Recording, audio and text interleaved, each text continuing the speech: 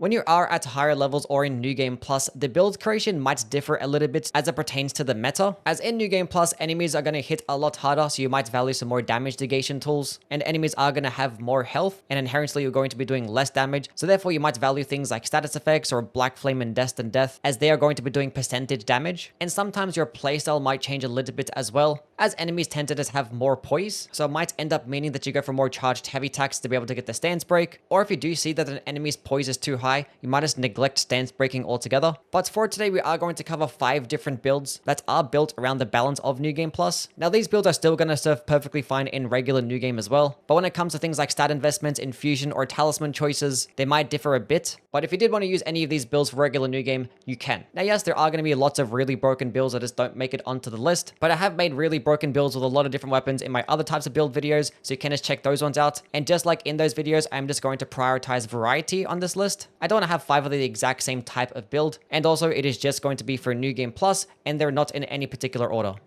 The Sword of Night and Flame is one of only a few different Faith Intelligence weapons in the entire game, which this particular build type is very underutilized for that exact reason, but thankfully the Sword of Night and Flame is actually an amazing weapon, and it just pairs perfectly alongside this build type, which might tend to be better at later levels, because in regular New Game, you're probably just better off just going into one particular stat, as you'll probably just end up maximizing more damage from your spells by doing that. But once you are at higher levels, you're obviously going to be speccing into multiple different stats, so Faith Intelligence builds work perfectly fine. Now, the Sword of Night and Flame makes for one of the best weapons in the entire game, and since the DLC releasing, it's just gotten even better, due to things like the Rolana's Cameo Talisman, which when holding onto the stance of this skill, it boosts the damage by 45%, which you only have to hold onto it for 1 second just to be able to benefit. And yes, this does stack with the Shard of Alexander, as we do have on, and both versions of the skill in the Magic and Fire version just do immense amounts of damage. Now, the thing is, these skills don't scale off both stats. They only scale off one of the other. So Fire scaling of the Phase stat and Magic scaling off the Intelligence stat. And for the most part, I might like the Magic version a bit more, as it does do more damage. And at point blank range, it could do upwards of 50 stance damage. But obviously, when you are fighting enemies weaker to fire damage, or if you're trying to hit multiple enemies at once, the Fire version is going to serve perfectly fine. Now, when it comes to using straight swords themselves, they have a pretty decent moveset, and the damage can be perfectly fine, but there are definitely best power stance. So if you wanted to, being that you are in New Game Plus, you can go ahead and pick up a second Sword of Night and Flame, and it's benefit off the really good dual-wielding straight sword moveset. But the reason why I'm not going to do that is because I am going to use some spells alongside with this build. Being that we're expecting to a lot of intelligence and faith, we're going to have access to both sorceries and incantations, so you might as well use some. Now, the catalyst that I do have equipped is the Prince of the Death Staff and the Golden Order Seal. These are just going to get you the highest damage at this level. Now, you could go with the Staff of the Great Beyond, which that one does not get anywhere near as much damage as things like the Golden Order Seal, but it does give you the ability to cast both incantations and sorceries. So if you just wanted the convenience, you could do that. But for this build, we are just going to go switch back and forth. Now, our weapon already serves as a really good projectile attack, so you don't really need to have that many different types of spells. I have Knight's Lightning Spear, as it is probably going to be your best lightning incantation. It is a really good single target spell that could do really high damage and high stance damage. Gonna have Rotten Butterflies to be able to proc Scarlet Rot, which is extremely beneficial, especially in New Game Plus, as this can just do 30% of an enemy's health bar over 90 seconds. I'm gonna have Zamor Ice Storm because it's one of the fastest ways in the game to proc Frost, and it could do roughly 40 stance damage when fully charged too. I'm going to have Pest Thread Spears, as this is an amazing option to kill larger bosses. And I do also have Black Blade, which is a high damaging holy option that does do that Destined Death damage over time effect. And I also have Impenetrable Thorns, which this spell is somewhat inconsistent, but when you are fighting enemies weaker to bleed, it can still do a lot of damage to them. And then obvious having things like Golden Vow, Flame Gummy Strength, and I do also have Blessing of the Erd Tree equipped, as this does result in a bunch of health regen. And as for the rest of the talismans, we do have the Crimson Sea Talisman +1 and the Agent Dragon Crest Talisman, as in New Game Plus, enemies are going to hit really hard, and you want to be able to get just much better healing and just much better defenses, and it doesn't really get better than these two. And in the Crystal tier slot, we do have the Fire tier and the Magic tier, but depending on the boss that you do fight that might be weaker to a particular element, you probably want to switch this around. Power Stance Curve Swords do make for some of the best movesets in the entire game, as the total DPS can just be ridiculously high, as the regular light attacks, running attacks, and jumping attacks can just hit so many times in quick succession. And when paired alongside things like the multi-hit talismans and the Thorny Cracked tier, you could be doing some ridiculous amounts of damage. And obviously, you can pair this alongside status effects to proc them really quickly, and the Scavenger's Curve Sword is probably the best at doing it, as it does have passive bleed. And when paired alongside an Occult Infusion and going all into Arcane and slapping on things like Seppuku, you're proccing bleed faster with this build build more so than anything else. Now yes, things like the Bandit's Curve Sword could do more damage, but being that Seppuku scales better off Arcane, and with an Occult Infusion you're going to get a better Arcane scaling, this does result in higher bleed buildup, and going into an Arcane build does let you have a whole bunch of really good spells because of the Dragon Communion Seal, which is probably the best seal in the entire game, as it could just get you like more damage than Faith builds, but just by speccing into Arcane, and is also going to boost the damage of your Dragon Communion incantations, which are probably the best spell type in the game too. Now all the breath spells are really good as they just go insanely far, just do a lot of damage, and have a pretty wide hitbox. Now my favorite one would end up being like the frost based one, so I'm gonna go with Borealis' Mist.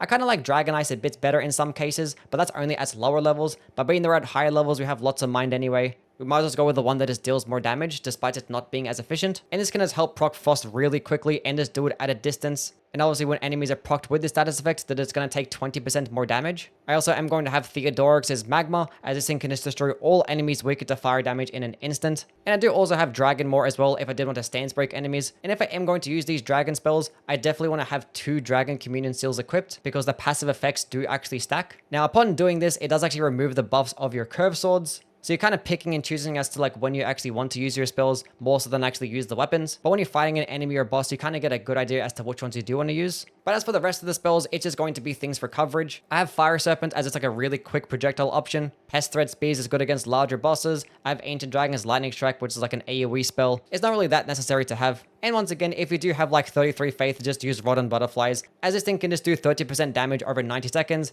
and obviously Golden Vow, Flame Get Me Strength. And I do have Blessings Boon as a health regen spell, which can counteract the effects of Seppuku. As for the rest of the talismans, I do have the Claw Talisman alongside the Black Quill's Chest Piece, which both of these boosted jumping attack damage. And I do have the Lord of Blood Exaltation alongside the White Mask, which will give me more damage every single time that I do proc bleed. And you can also go use this Sacred Bloody Flesh buff, which these are finite items, so you do have to farm for them. It's not the hardest farm in the world, but this thing is a buff that kind of works the exact same way, and it can just help you do over 20% damage, and as long as you're proccing bleed, it can just keep the uptime of the buff. Now this actually is a body buff, so it is going to replace Flame Get Me Strength, so if I had to pick between the two, I would rather go with Sacred Bloody Flesh, but obviously, farming for them can be annoying. And as for the crystal tiers, obviously the Thorny tier, and I do have the Opaline tier just for some damage negation, because New Game Plus does hit really hard.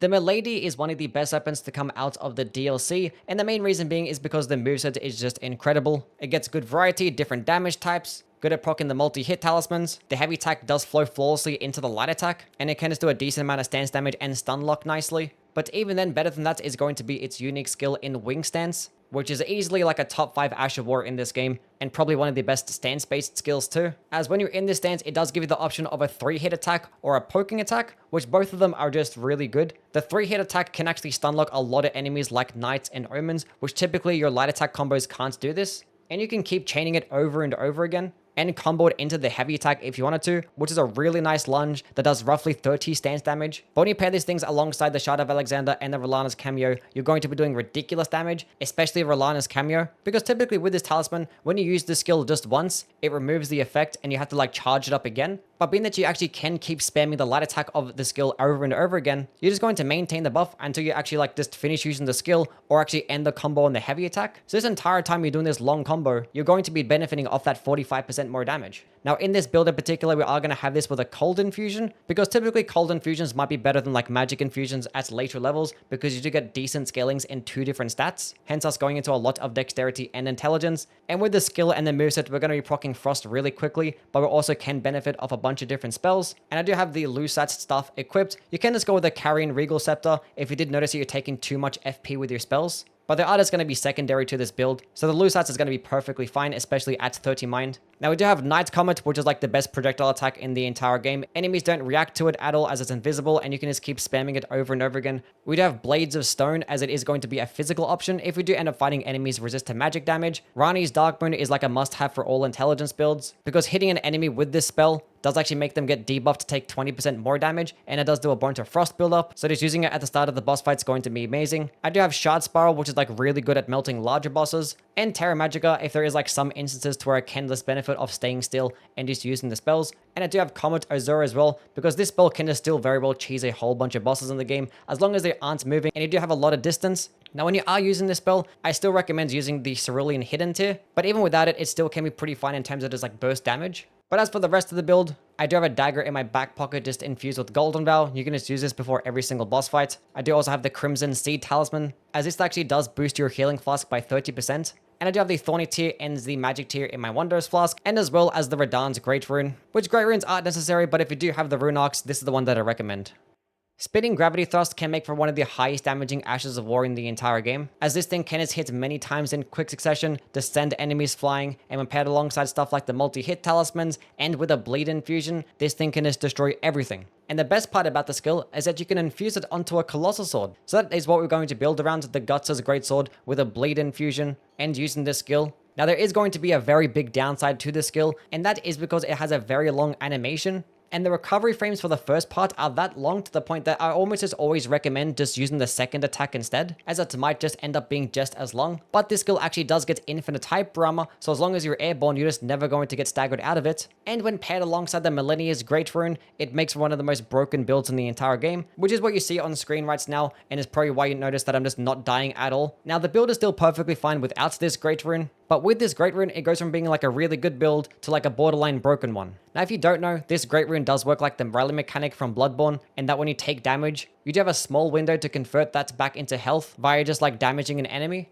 So hence why this skill is going to be an amazing pairing. And when paired alongside things like the Shadow of Alexander, Rotten Wing Sword Insignia, Millicent's Prosthesis, the Thorny tier, you're going to be doing amazing damage and really good bleed buildup, which you can also throw things like the Lord of Blood Exaltation Talisman. But what I have for my last talisman slot instead is the Godskin Swaddling Cloth. With multiple hits, you actually get a whole bunch of health back, which is going to help trade out with the bosses. And it is going to be the reason why I do have 25 faith as well, just to be able to use things like Golden Vow or other different types of damage negation spells, just to be able to trade out with enemies. You could use things like Flame Growing Strength or Sacred Bloody Flesh to actually boost your damage, but depending on the boss, I'd probably rather go with a Boiled Crab, as you just need to be able to tank attacks and just trade out, because especially once you get to later new game iterations, you're going to be taking a whole bunch of damage, and that is also the reason why I do have lots of endurance, just so I can have heavier armor equipped. Now, being that I am spec'd into a lot of arcane, once again, I'm just going to go with a Dragon Communion Seal and just use some dragon spells. They're not that necessary to the build, but if you want to use things like Dragon Ice to proc Frost, it could be pretty good. I'm also going to have a health regen spell in Blessing's Boon, and I do also have the Opaline Hard tier on, as this crystal tier is just 15% more damage negation.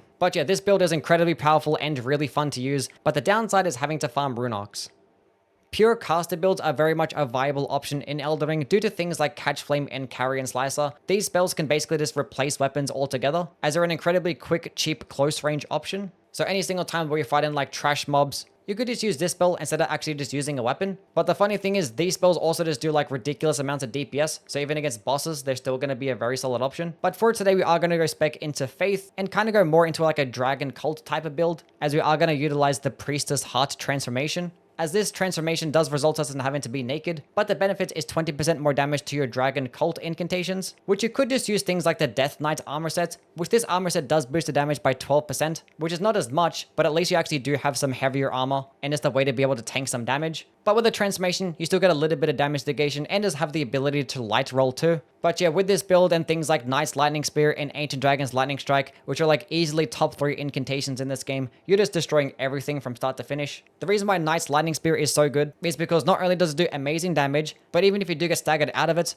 parts of the projectile are still guaranteed to come out. It's actually invisible to enemies. It does roughly 30 stance damage, and it's doing lightning damage, which is like the best elemental damage type. And for some reason, when you're like standing in like water or a puddle, this thing is like hitting enemies multiple times and it's doing like even more damage and even more stance damage. And Ancient Dragon's Lightning Strike is a way to just delete all bosses in the game that are even like the slightest bit large. Now for this build, if you probably have already noticed, we are also going to have a weapon equipped in this Sacred Relic Sword. Now we're not really going to be using this. The only purpose of why we do have this equipped is just to use its skill or maybe get like a riposte of an enemy. Because yeah, the skill of this weapon probably serves as like the best crowd control attack in the entire game. It just clears out entire rooms of trash mobs in an instant.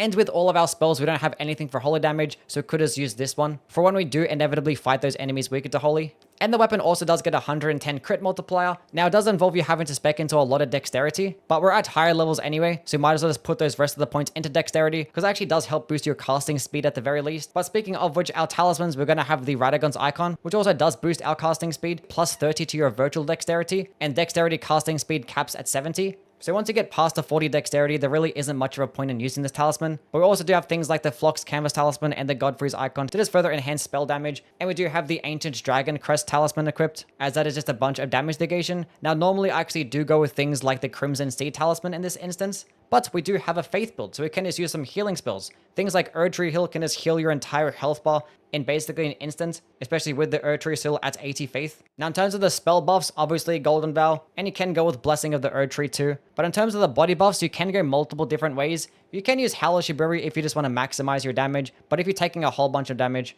I probably go with like a damage negation spell instead. You can use things like Black Flame Protection, which does give you a whole bunch of physical damage negation, but actually does get the side effect of reducing your healing. But with the Erdtree Heal and at this high of level of faith, it's not going to matter at all. And if you are fighting enemies that do elemental damage, you could put on one of the elemental types of damage negation buffs. And as for the rest of the spells, obviously Scarlet Aeonia against larger bosses, as it can proc Rot in an instant and do 30% damage over that 90 seconds. And I also do have Impenetrable Thorns, which yes is a sorcery, but is a sorcery with a pure faith requirement.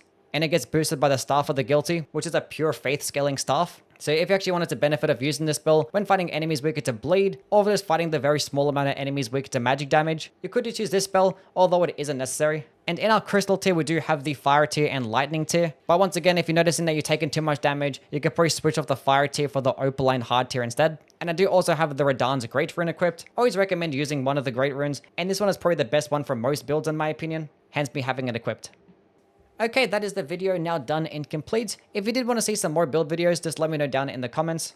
But as for what we are going to do next, I am not really too sure. I know I definitely want to do like those larger types of ranking videos, like ranking all the incantations, all the sorceries, all the ashes. So if those things do interest you, definitely do subscribe, because they will all be coming in the next month or two. Anyway, catch you guys around. See ya!